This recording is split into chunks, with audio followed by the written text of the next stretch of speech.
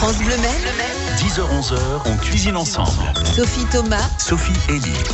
Bonjour à toutes, bonjour à tous, bienvenue à table. On cuisine ensemble sur France Bleu Maine, recettes, idées, questions. Vous nous rejoignez à tout moment au 02 43 29 10 10.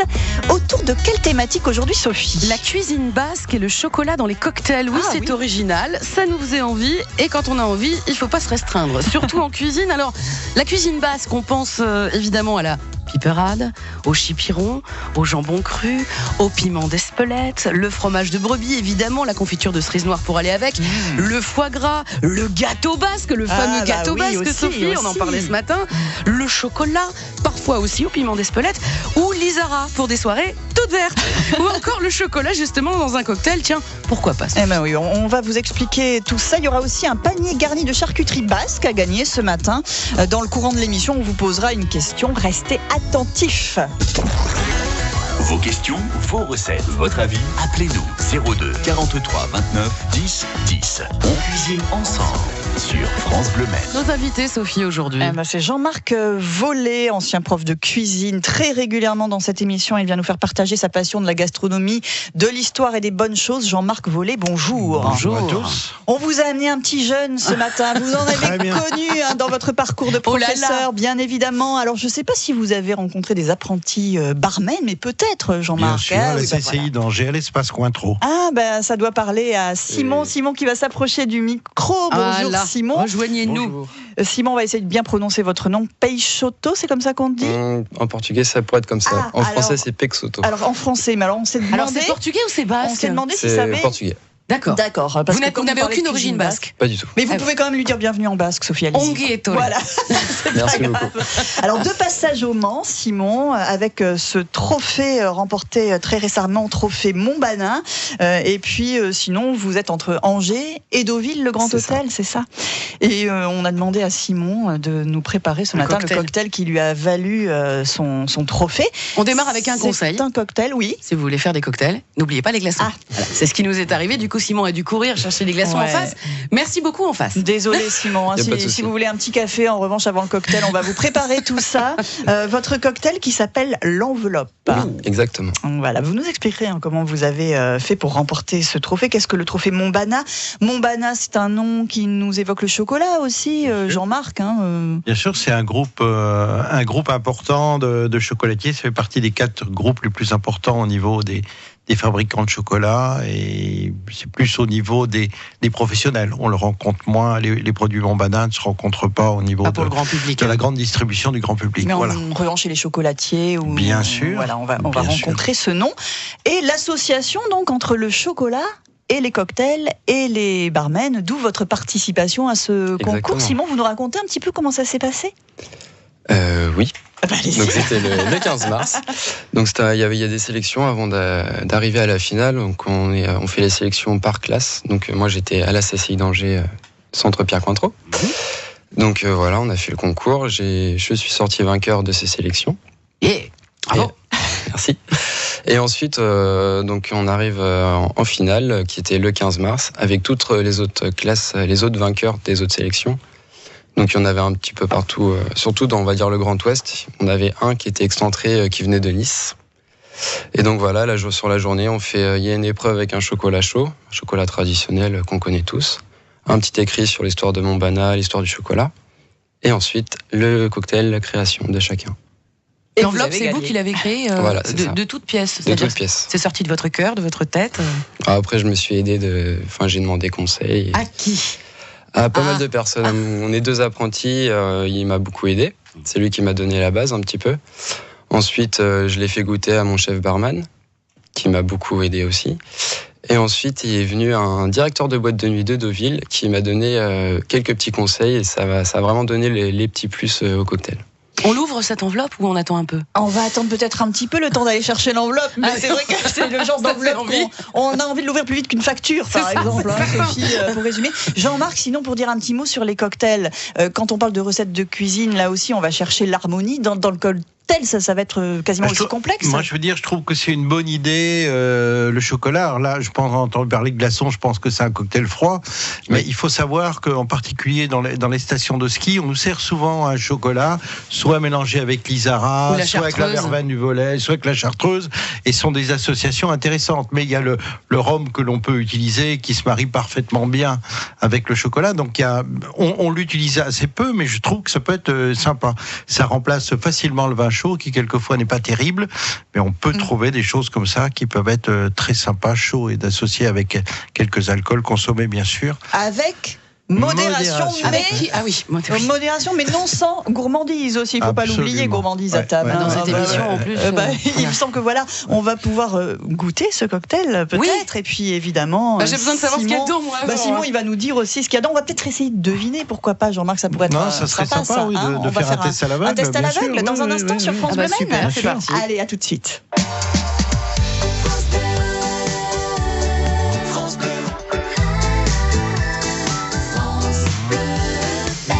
10h-11h. Sophie Thomas, Sophie Elie. on cuisine ensemble. Sur France Bleu Maine. Alors Sophie, on va expliquer ce qui est en train de se passer dans notre studio. C'est assez original, finalement. On déguste souvent des bonnes choses ici, Jean-Marc, vous l'avez constaté. Mais là, c'est quelque chose qu'on n'a jamais fait.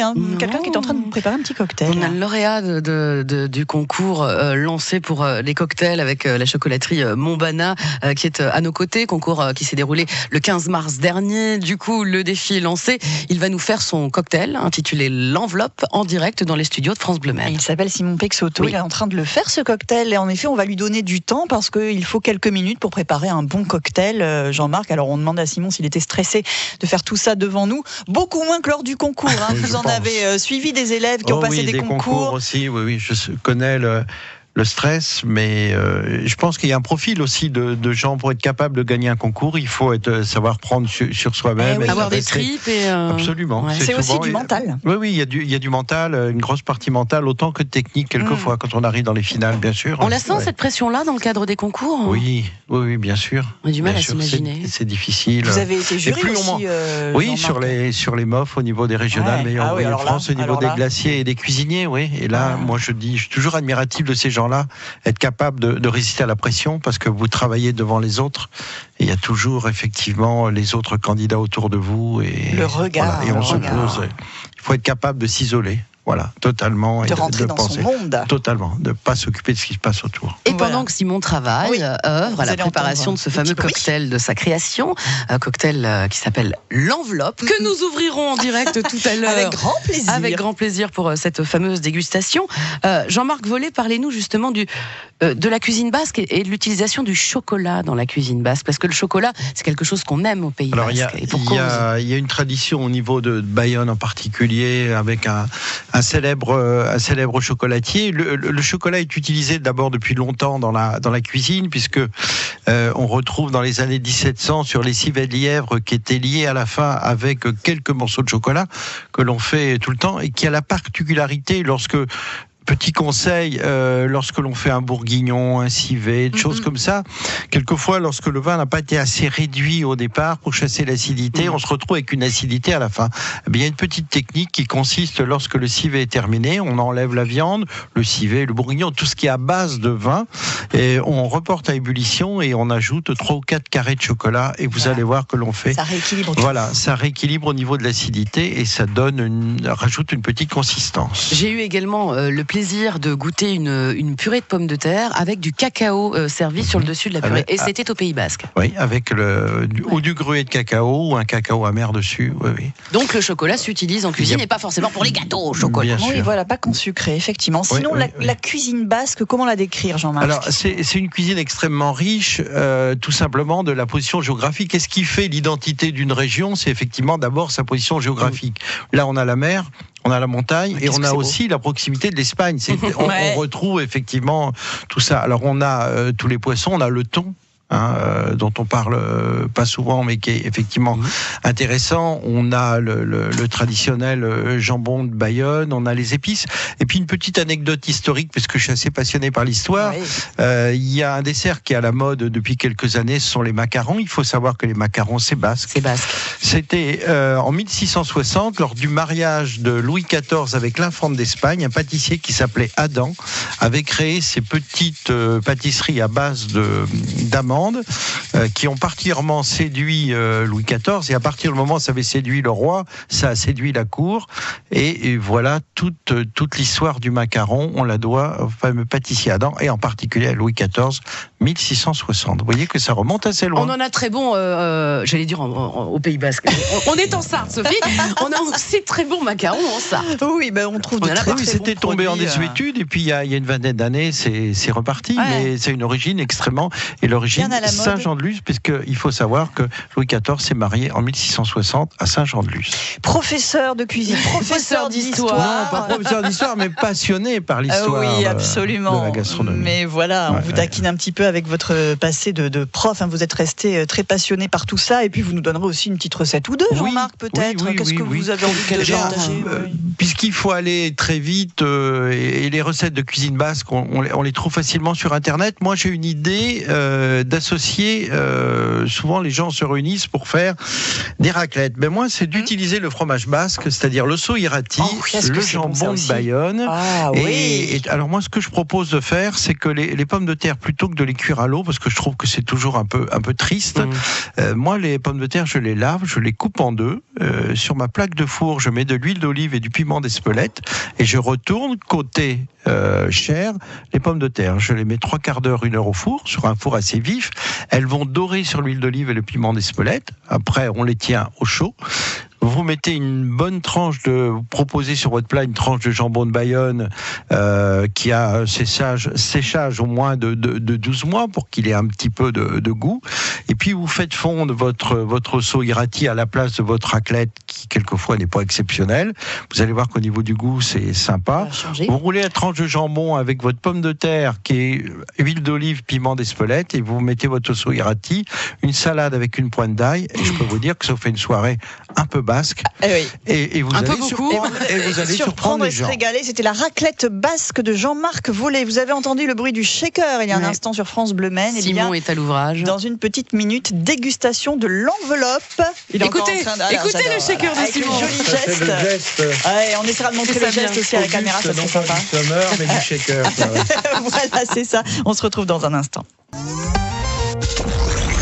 02 43 29 10 10. On cuisine ensemble sur France Bleu Maine. C'est magnifique. Ah oui, c'est super beau. C'est super beau ce qui est en train de se passer. Simon, qui l'air de rien a préparé son cocktail, l'enveloppe. Simon Peixoto, qui est avec nous ce matin, qui vient de remporter un concours de barman et qui est en train de faire le service de l'enveloppe. J'espère qu'on le voit à la caméra. On est filmé. Je vais le poster sur la page Facebook de France Bleu Maine pour que vous puissiez le voir aussi. Avec la photo de ce magnifique cocktail. La cuisine, comme les cocktails, finalement, Jean-Marc, ça passe d'abord par le visuel. C'est joli ce qu'on a là devant nous. C'est extrêmement joli. C'est un piquillos, c'est de la famille piquillos, ce petit poivron vert que l'on voit là. Simon, alors on va lui laisser prendre son souffle, parce que c'est quand même physique aussi de préparer un cocktail. C'est un petit piment doux. Celui-là, je l'ai acheté en grande surface. À la base, je voulais un piment blanc. Pour vraiment reprendre la couleur du cocktail. J'ai cherché sur Internet, j'ai trouvé qu'on pouvait acheter des piments blancs. Je suis allé en acheter. Et ils étaient verts clairs. Vous n'avez pas trouvé le piment. Vous trouvez un piment blanc, Jean-Marc? Presque blanc. Blanc. C'est un vert très clair. Voilà, c'est ça. Et mais ici, dans mon bar, on en a, mais en fait, c'est juste qu'il faut les laisser plusieurs années dans de l'eau de vie. Donc, oui, là, ils vont se décolorer dans c'est ça. l'eau de vie. Et du coup, ils sont vraiment très très blancs. C'est un joli cocktail, et l'originalité, effectivement, le nom de l'enveloppe, on posait la question tout à l'heure, d'avoir réussi à mettre l'âme du cocktail au milieu de son enveloppe en crème fouettée. Je trouve que c'est particulièrement bien réussi. Ça donne envie. On a du blanc, on a le côté chocolat, évidemment. Chocolat, et puis après la surprise dedans, sûrement avec les pailles qu'on va aller chercher, ce qui va être caché au milieu. Et la petite subtilité aussi au niveau de la petite pipette en plastique, c'est pour envoyer le chocolat pimenté. Ça, c'est en fonction de vos goûts, si vous aimez ou pas le piment. On va pouvoir le doser en plus, notre cocktail, selon notre goût. Jean-Marc, goûtez s'il vous plaît, Sophie aussi. Oui, j'arrive, ça y est, c'est posté. On ose. Allez, goûtez pendant ce temps, je vais demander à... Vous nous conseillez de démarrer comment, Simon? Goûtez-le comme ça. Par contre, si vous appuyez sur la pipette, après, il faudra mélanger du coup. D'accord, donc je n'appuie pas sur la pipette pour le moment, on y va.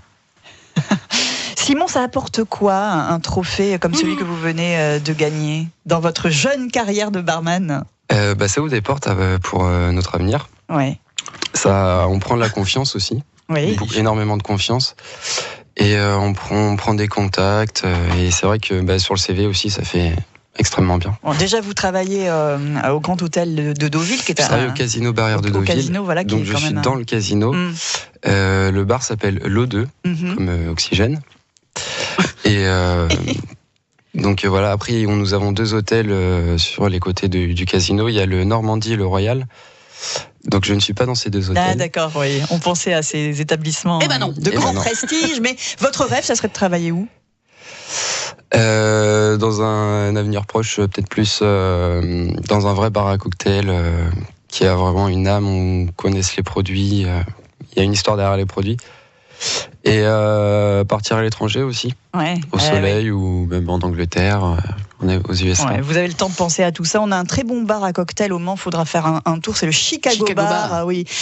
Tenu par Laurent Cœur de Roy, qui est un excellent professionnel lui aussi. Simon, alors voilà, regardez, un professionnel aussi, Jean-Marc, qui est en train de goûter votre cocktail. C'est vraiment excellent, et c'était dommage de ne pas avoir de glaçons, si on n'avait pas eu les glaçons. Oui, c'est ça. Ah non, dans le verre, il n'y en a pas.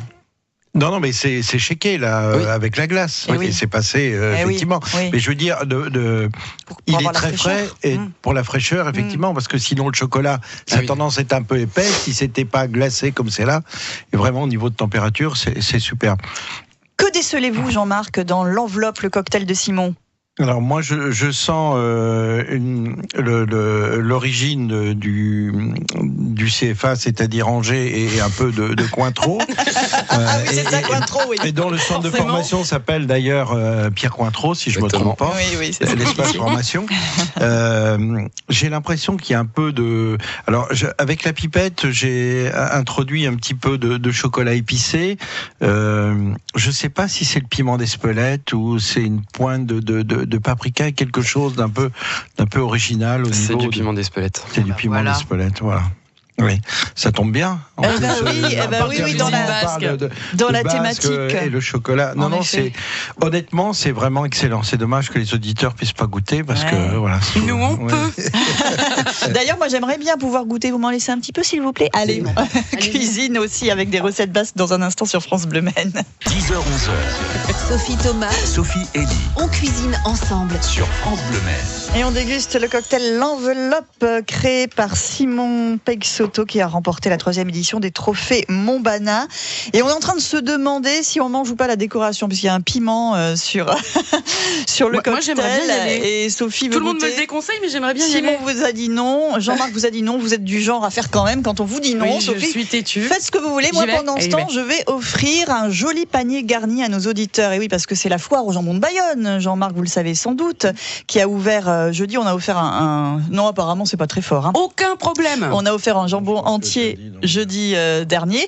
Et aujourd'hui, on vous offre un panier garni avec à l'intérieur un quart de jambon de Bayonne. Il y aura aussi le sac de 500 grammes de sel gros, un moulin à sel, un pot de 120 grammes de fleurs de sel, un assortiment de charcuterie, pâté au piment d'Espelette et pâté au floc de Gascogne. Tout ça est à gagner maintenant sur France Bleu Maine 02 43 29 10 10. Une question: quel ingrédient permet la conservation du jambon de Bayonne?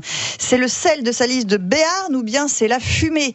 Qu'est-ce qui conserve le jambon de Bayonne? C'est le sel ou c'est la fumée? 02 43 29 10 10. Vous nous appelez maintenant pour donner votre bonne réponse. Ça va toujours, Sophie? Alors écoutez, moi je trempe carrément le piment dans le cocktail. Ça se fait, ça se fait, Simon, de tremper le piment dans le cocktail? Chaque client fait ce qu'il veut avec son cocktail. D'accord. Excusez-moi, mais touiller avec la paille ou avec le piment, c'est pas désagréable, l'association. c'est hyper bon. Non. Il n'est pas trop fort, donc. Non. Il est très doux. Il est doux, il est supportable. D'accord. Il y a aussi une classification dans les cocktails et dans la façon, dans le moment aussi de la soirée où on va les déguster, Jean-Marc. Bien sûr. Mais ça, on peut peut-être demander. On va demander à Simon, oui, effectivement. Ce qu'on appelle les afters, les before. Il y a tout un tas de classifications suivant le moment où on propose le cocktail. Et effectivement, un cocktail un peu épais comme ça, on n'imagine pas le prendre en début de soirée, mais plutôt En fin de soirée, après un dîner. Vous confirmez, Simon? Exactement, il y a les, comme l'a précisé, les before, les after. Donc les before, c'est tout simplement ce qu'on prend à l'apéritif. Et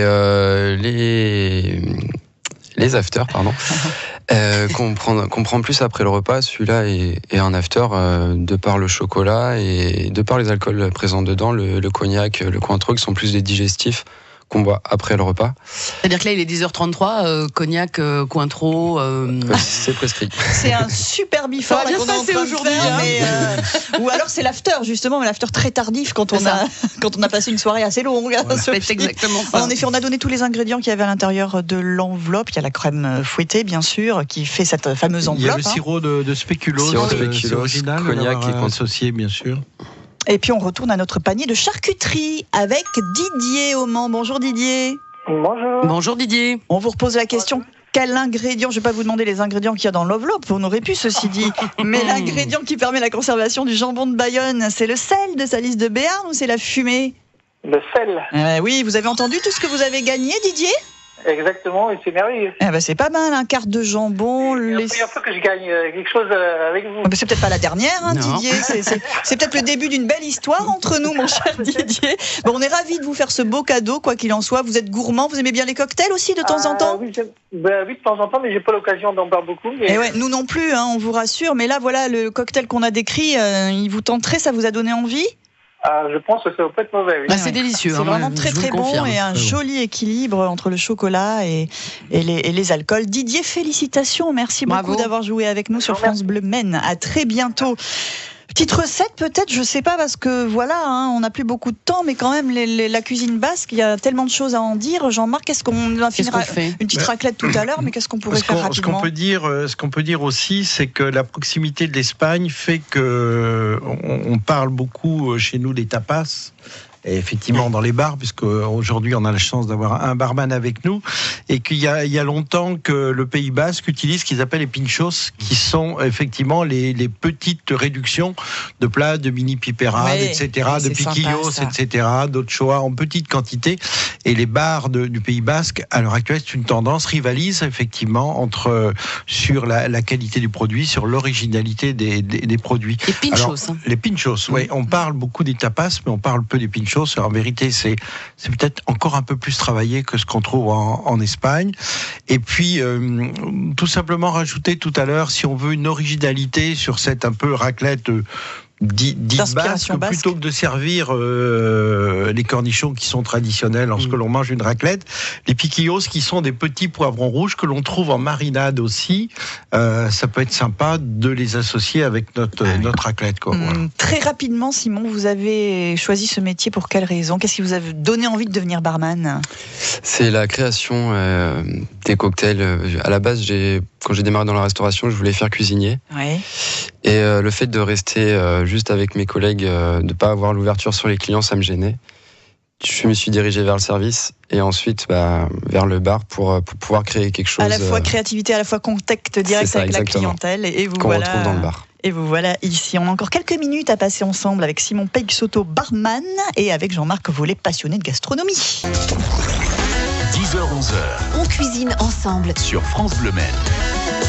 Avec un jeune barman, encore apprenti barman. Vous serez barman officiel à quel moment, Simon, de votre parcours? En juin, quand j'aurai passé l'examen. Voilà, encore un examen à passer. Exactement. Vous êtes prêts? Oui. Et d'avoir passé le concours que vous avez remporté, ça prépare justement aux examens? Ça enlève un petit stress parce que on est vraiment, moi personnellement, je suis vraiment stressé. Je pense que tous mes collègues sont vraiment stressés aussi.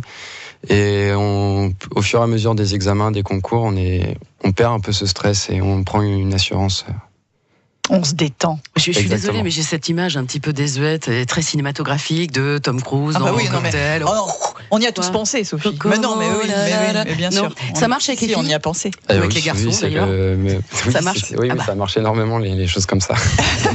Il est au obligé de décliner beaucoup d'invitations. Il y en a eu beaucoup d'ailleurs, je ne ferai pas de délation, mais dans l'équipe de France Bleu Maine, quand il est arrivé, voilà, beaucoup de propositions déjà. Oui, il y a eu beaucoup de propositions. Un petit avant-après avec le cocktail de Sophie. Vous avez posté la photo sur Facebook? Ça y est, j'ai posté la photo avant et la photo après. Eh ben sympa, voilà. Encore un petit mot sur la cuisine basque. Jean-Marc, il nous reste peu de temps. J'avais envie d'évoquer avec vous le gâteau basque, parce que alors voilà, le gâteau basque c'est super bon, sauf que quand c'est pas bien fait, c'est pas bon du tout. Pardon, mais c'est dégueulasse. Voilà, merci. Tout à fait. Alors, origine 1880. Famille Rigoyenne qui aurait créé ce gâteau.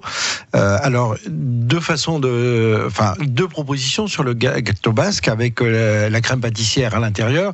Ça ressemble un peu, la pâte c'est un peu le gâteau breton. Dans lequel on va, avant de recouvrir une deuxième couche, mettre à l'intérieur une crème pâtissière parfumée avec un peu d'amande ou la fameuse cerise noire. Voilà, donc les gâteaux basques se font de deux façons. Mais quand on analyse la recette, je pense qu'il y a dû y avoir des Bretons qui ont séjourné au Pays Basque et c'est un peu la même composition au niveau de la pâte, seulement l'intérieur est différent.